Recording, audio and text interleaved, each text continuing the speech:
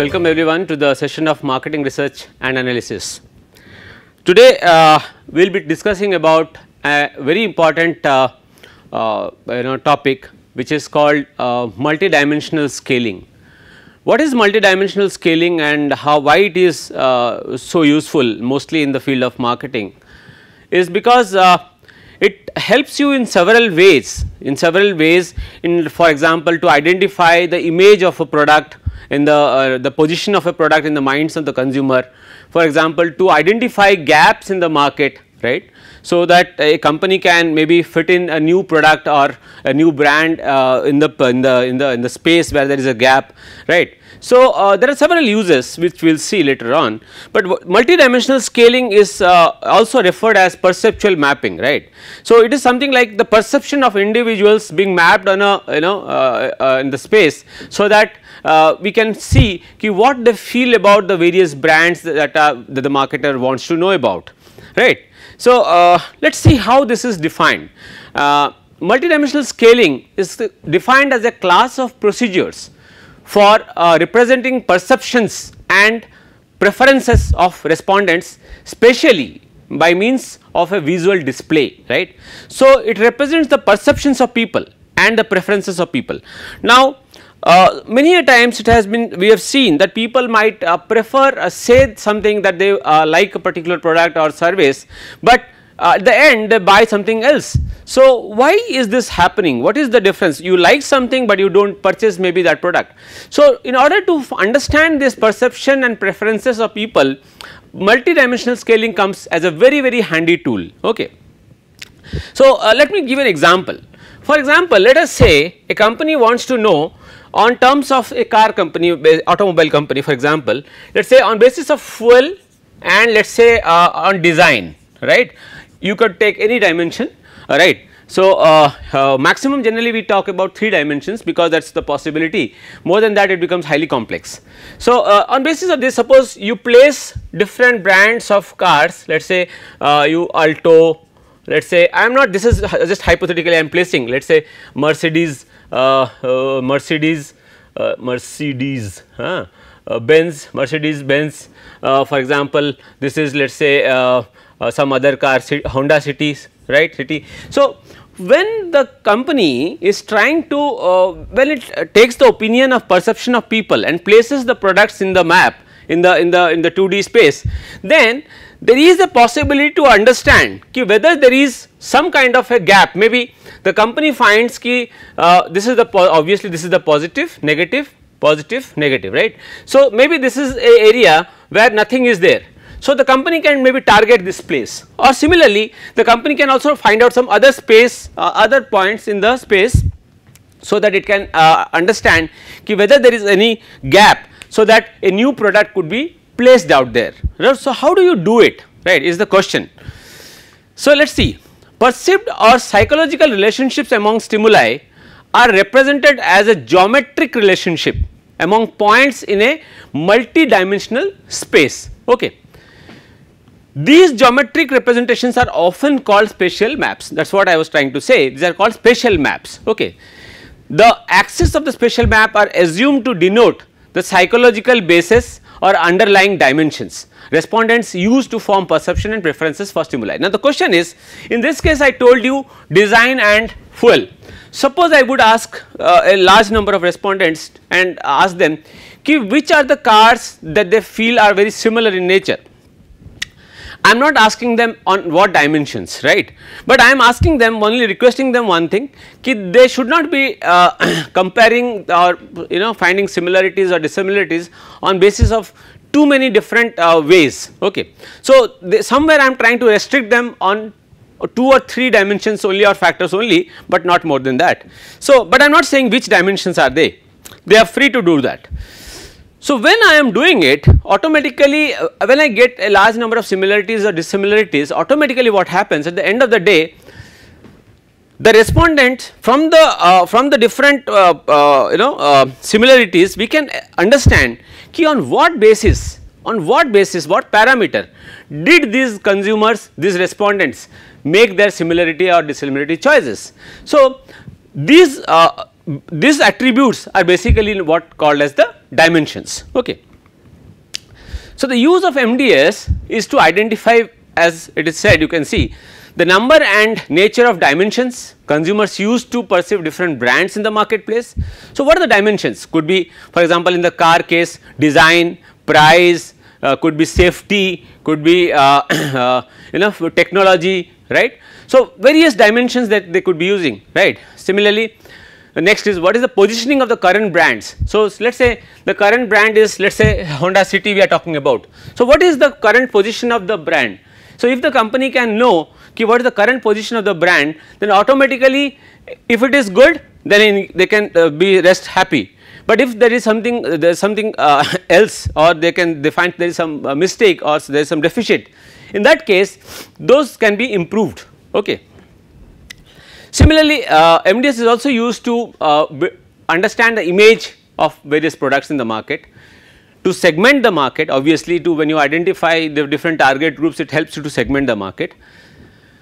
New product development, as I said, you identify the gaps, and on basis of these gaps you can pitch in a product in the market, right. To assess the advertising effectiveness, suppose a company has placed an ad and it wants to know how effective the ad is, right. The impact of pricing, analysis of pricing, and the channel decisions. So, these are all the different kinds of utilities, some of the utilities that MDS helps us as to the marketers basically. Okay. So, what are the terms associated with MDS? First, it is called a similarity matrix, similarity or dissimilarity. So, basically what we use is similarity judgments are ratings on all possible pairs of brands or other stimuli in terms of their similarity using a Likert scale. Sorry. Let us say it looks like a correlation chart. Let us say A, B, C and D. So, so here what I am saying A, B, C and D. So, we are making similarities, we are trying to compare between the different various brands on basis of similarity. If they are very similar, let us say we will say it is 1. If they are highly dissimilar, then the ratings could be 6, 7, 5, 4, whatever as per the scale you have used. Okay. So, preference rankings, similarity and then preference. Preference rankings are rank orderings. Now, in a scale you could say, well, the similarity between two brands are like 5 or 1 or 7, but preference means in a set of products, let us say there are 15 products or 18 products, which one is the number 1 ranked? What is as per the preference of the consumer? And why it is important is that sometimes consumers on basis of similarity, they provide similar rankings to two different products, but when it comes to preference it entirely changes. So, two products might look, for example, let us say Colgate and Pepsodent might look very similar to on basis of similarity, but on preference one of them might be winning easily over the other, or maybe Dabur or something like some Ayurvedic stuff could be being preferred over the Colgate or Pepsodent, could be possible. So, the question is, the similarity and preference are different things. Stress. Now, this is a lack of fit measure. Higher values of stress indicate poor fits. Now, what is the stress? Let me explain you through a numerical term.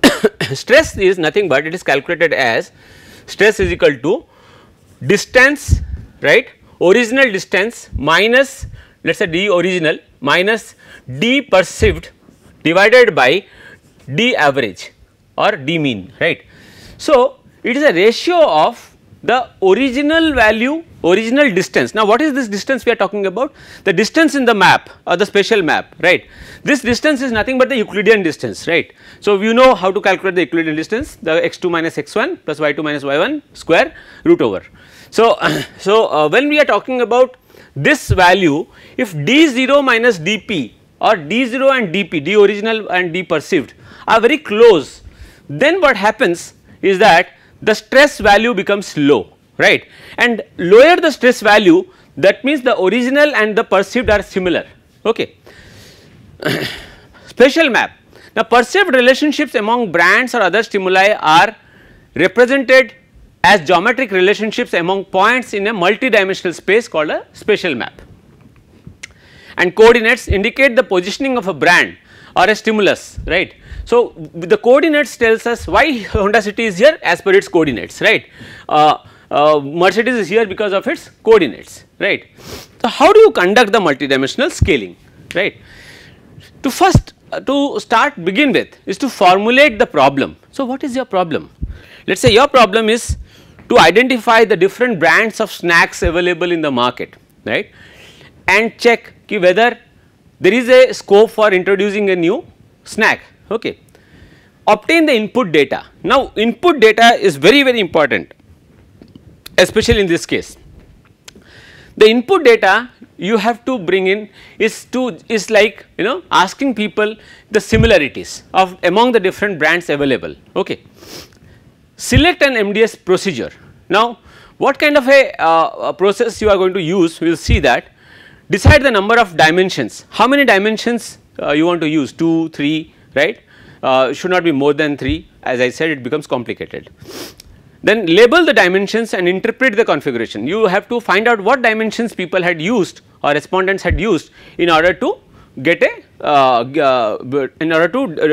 create this similarity matrix. Finally, to assess the reliability and validity. This is done as usual. If you remember, we have been talking about having a set of samples, data set divided into two parts. One is the treatment and the other is the control, and the other is the holdout group, right.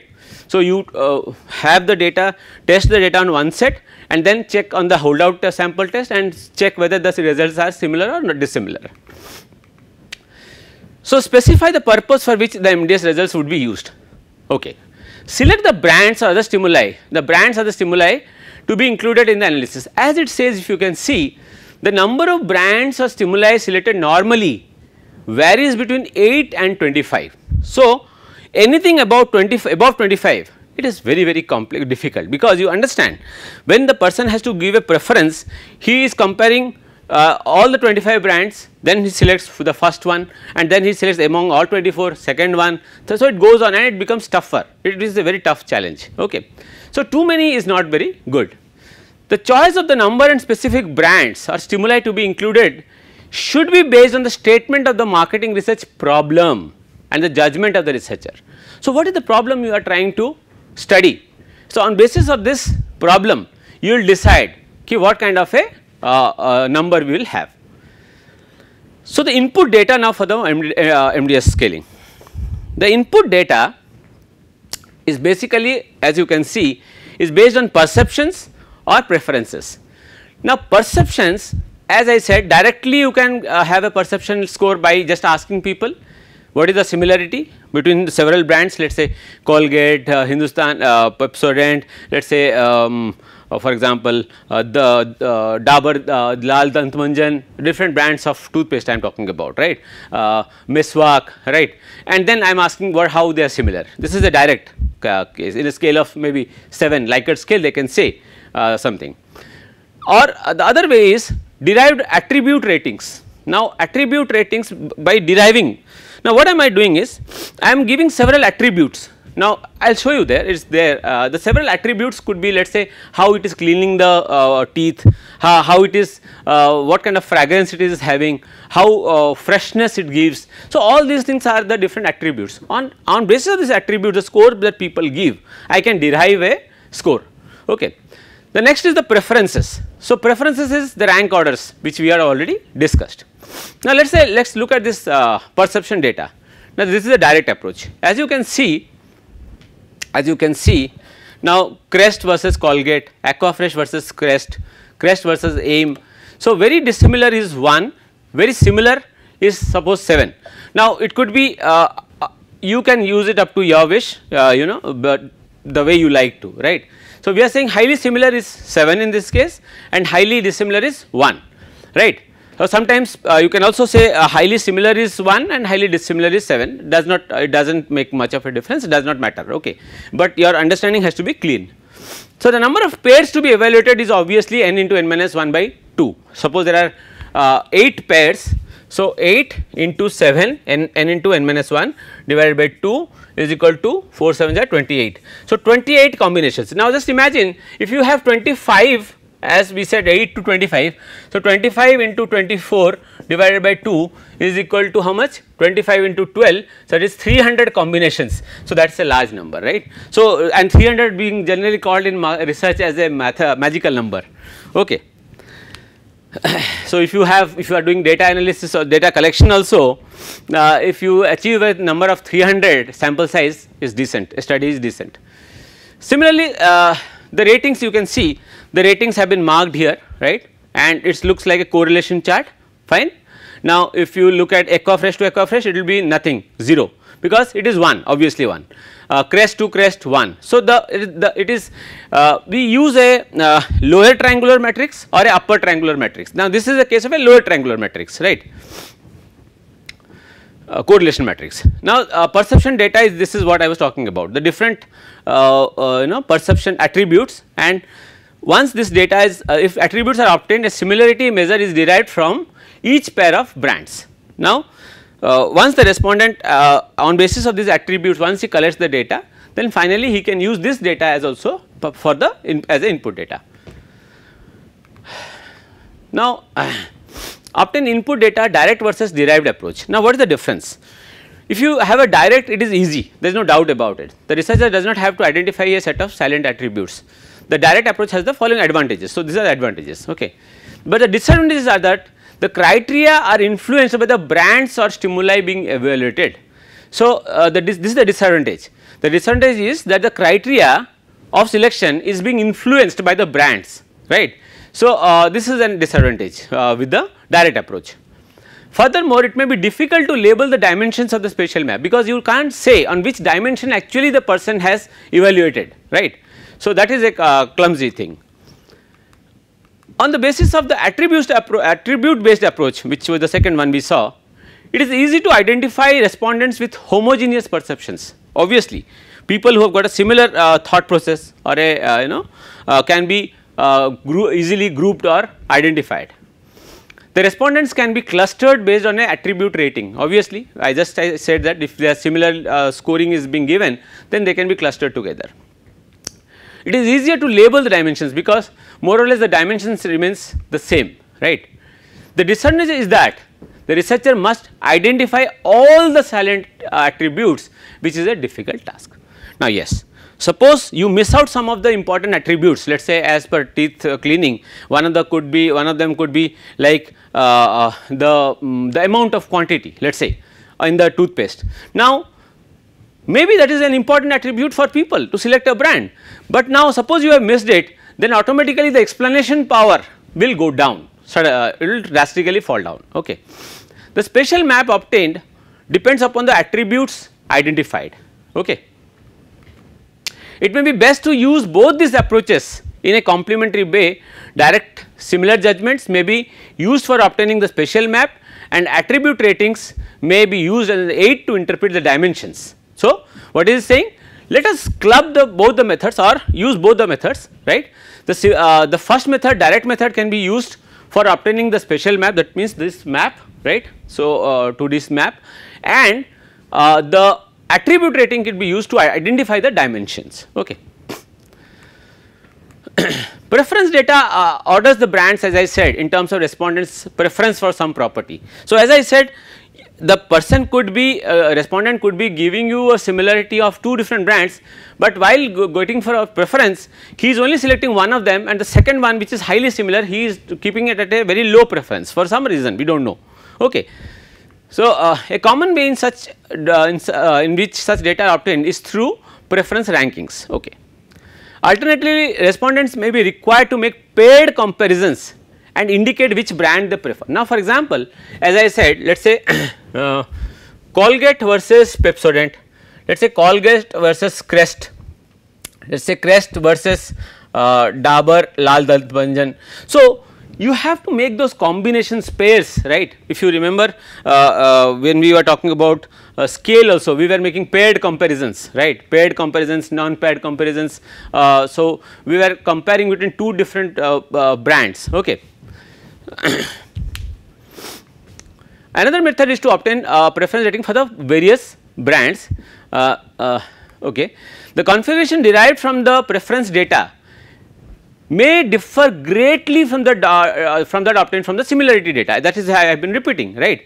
Two brands may be perceived as different in a similarity map, yet similar in a preference map. So, people are on basis of preference they like the same two different products similarly, but in case of similarity matrix they are highly differently placed together. So, that is the complexity. Now, how to conduct?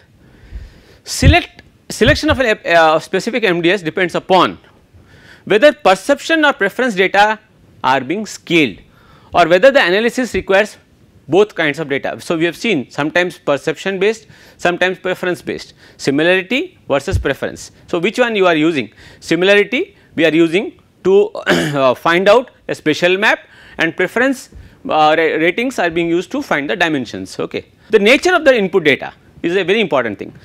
Although whether your data is metric or non-metric, the results are not going to change much, right. But still, if it is a non-metric multidimensional scaling, which is ordinal ranking basically, it assumes that the input data are ordinal, but the result is again metric output. In the metric multidimensional scaling method, the input data is metric, and this is preferable. Why? Because the output is going to be metric in nature again, right. So, since the output is also metric, a stronger relationship between the output and the input data is maintained, and the metric qualities of the input data are preserved. So, that is the benefit. Okay. But as you can see at the end, the metric and the non-metric methods produce similar results. Another factor influencing the selection of a procedure is whether the MDS analysis will be conducted at the individual or the aggregate level. Now, that is very important. Now, what does it mean? See, you can conduct multidimensional scaling. The beauty of this method is that it can be done for an individual case even or a single respondent, but you can also do it for an aggregate level. That means, you take the opinion of 300 respondents and take an average of it and use that as a score, right. So, what are you using as a study that influences the process? So, at the aggregate level it is assumed that all the respondents use the same dimensions.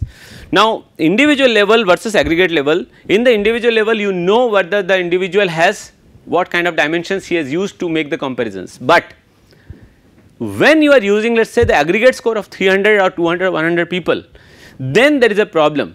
You do not know which dimensions have they actually utilized to make those comparisons. So, in such conditions it becomes slightly difficult to manage the aggregate part, but aggregate is obviously more preferable because it is giving a wide opinion result of too many people at one go. So, that is more preferable. Okay.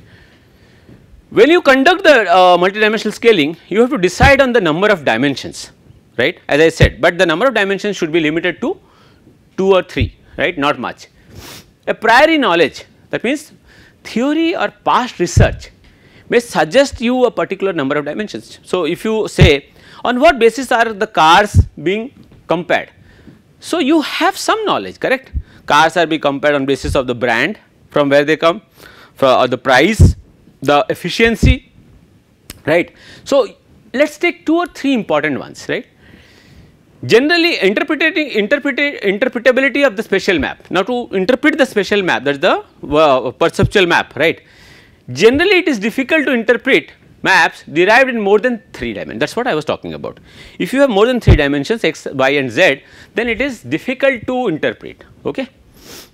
Elbow criteria. Now, this is, if you remember factor analysis I had explained, there is something called a scree plot. So, a scree plot is, this is similar to a scree plot where you find out the dimensions, number of dimensions that should be examined. Okay. I will show you in the next slide. Ease of use. It is generally easier to work with 2 dimension maps than with those involving more than 2 dimensions. So, as you increase the dimensions, the complexity increases. Now, this is what I was talking about, a plot of stress, right. So, if you remember, now if you look at the changes, right.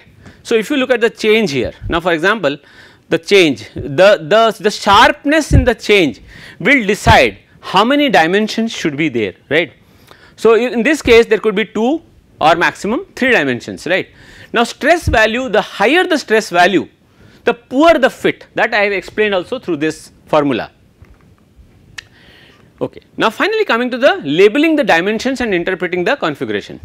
Even if direct similarity judgments are obtained, ratings of the brands on researcher supplied attributes may still be collected, right. Now what is it saying? Even if direct similarity judgments are obtained from the people, respondents, ratings of the brands on researcher supplied attributes may still be collected using statistical methods such as regression, right. So this is by using the beta weights, for example, in the regression you use the beta weights. Similarly, you can calculate the beta weights here, and with those beta weights you can find out this through the statistical methods what are the attributes which are which could be fitted on to this same spatial map which people are giving importance to, right. After providing direct similarity or preference data, the respondents may be asked to indicate the criteria they used in making the evaluation. So once you have after providing the similarity data people have given to you, then you can even ask the people on what basis did they make the evaluations. If possible, respondents can be shown the spatial maps and asked to label the dimensions. So instead of you doing it, you can even take the opinion of people and ask them please provide the dimensions that you have used to make this analysis. Okay. If objective characteristic of the brands are available, these could be used as an aid in interpreting the subjective dimensions. Now this is very important. Sometimes through our past research also we have some data available to us. We could use these data also to interpret the dimensions of the spatial maps. Okay. Now look at this case. Now the a spatial map of toothpaste brands.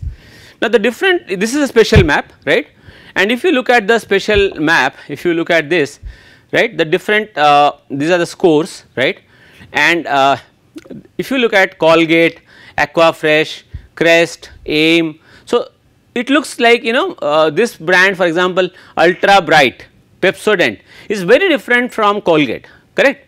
But as I said, although it is on a similarity it is so different, but on basis of preference it might not be, people might be purchasing it differently. Now using the attribute vectors, for example we have taken 3, they have calculated on basis of the regression 3 attributes: fight cavities, whitens teeth, clean stains. On basis of clean stains, if you can see DentaGuard is the closest, in basis of whitens teeth it is close up, in basis of fighting cavities it is Crest and Colgate. So these attributes can be used, these are the attributes which, as I said, if you remember, on basis of the attributes also you can find out the scores, the similarity scores. So on basis of these attributes you can say how these brands are distributed in the spatial map. Okay. Finally is to come to assess the reliability and validity. R square, the index of fit, R square is one of the used values here, is a squared correlation index that we have also done in the regression chapter also when we did a session of regression, right. So that indicates the proportion of variance optimally scaled data can be accounted by the MDS. In fact, the R square tells you how much of explanation is happening. So a value of 0.6 or better are considered acceptance.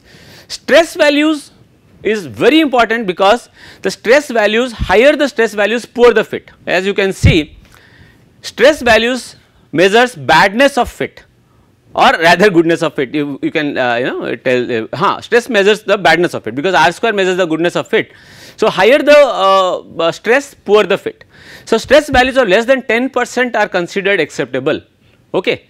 So goodness of fit, if you see 0.2, it is if your stress is around 0.2, it is poor, the fit is poor. If it is 1, fair. If it is 0.050, good, 0.025 excellent, and 0.000 is perfect. It will be 0.000 only when the original data and the perceived data are equal or same, correct. If an aggregate level analysis has been done, the original data should be split into 2 or more parts. Now suppose you have done the analysis on the aggregate data, you do not know what dimensions people have used. So in order to ensure the validity, split the data into 2 or more parts, right, and make the analysis on separately on the both the parts and compare the results. Okay. Okay. So, these are some of the things which I am not going to discuss much. So, finally, one more thing, if you sometimes feel that one brand particular, let us say you have used 10 brands and one brand is, because of one brand the assessment is not being very poor, there is a instability. So, it is better to identify the most the brand which is very different from the rest and to delete that and then check whether there is a better stress value or stability, right. So, from earlier studies also you can see this is the ideal point. Ideal point is something which is done, which is used through early past researches. From the past data that you have collected on similar studies, you can say what should be the ideal point for a good, let us say, toothpaste, right, and on basis of this ideal point you can make also comparisons. Now, limitations. These limitations are okay. So, I am not getting the limitations much because there is not much of limitations in this. Still, let us go to a few. A limitation of MDS is that dimension interpretation relating to physical changes in brands or stimuli to changes in the perceptual map is difficult at best. Now, this is a limitation, right. So, this is a limitation that the interpretation relating to physical changes, right, is difficult to understand or to interpret. Okay. Similarly, MDS assumes that the distance between two stimuli is some function of their partial similarities. Now, this is a limitation, right. This is a, now what is saying, it assumes that the two stimuli, the distance, the Euclidean distance between the two stimuli is some function of their partial similarities. So, but it might not be, it could be something else, right, there could be some other reasons also. So, these are some of the it is one more is that the similarity of stimulus A to B is the same as the similarity of stimulus B to A. Now, this is crucial, this is to understand if A to B the similarity between A and B is the same as the similarity B to A is actually may not be correct all the time. Okay. So, well, this is the last, I think. So, I am going to close it. So, scaling preference data, there are two types of internal analysis of preferences and external analysis. Internal analysis is the spatial map that has been built on basis of the data that you have collected from the respondents, and the external analysis is the ideal points of vectors based on preference data filtered in a spatial map derived from perception from past data, some past record, right. And this representation of both the brands and respondents as points in the same space by using internal external analysis is referred to as unfolding, which is, I think we should not, let us not get into that. But yes, I can tell you the external analysis of preference is the data which has been used, collected from the past, and that is being used in the for the analysis. Okay. External analysis is preferred in most of the situations because already some research has been done and people have found out, and those can be used to make a study. Okay. Well, this is all we have for multidimensional scaling. I hope you have understood the meaning of multidimensional scaling, how you should have the input data, and once you have the input data, it is actually, let us not get too much deep into it, let us understand from the brief. It is used to helpful to understand the similarity, and through the similarity you can identify new opportunities, new products, the positioning of the product in the minds of the consumer, all these things, right. So, when you are talking about MDS, multidimensional scaling, you need to find out 2-3 things. One, calculate the R square to check the goodness of it, and the stress, which is also a goodness of it, but indirectly is the badness of it, right, and see and how many dimensions are available in the study. So, on basis of these dimensions, where these products are placed in the spatial map, and accordingly as a researcher or a marketer, what action would you take in order to change the image or change the opinion of the people, or bring in changes in your product to improve the product's acceptance in the market, and all these things, right. So, I hope you have understood multidimensional scaling and how to do it and what is its importance. Thank you very much.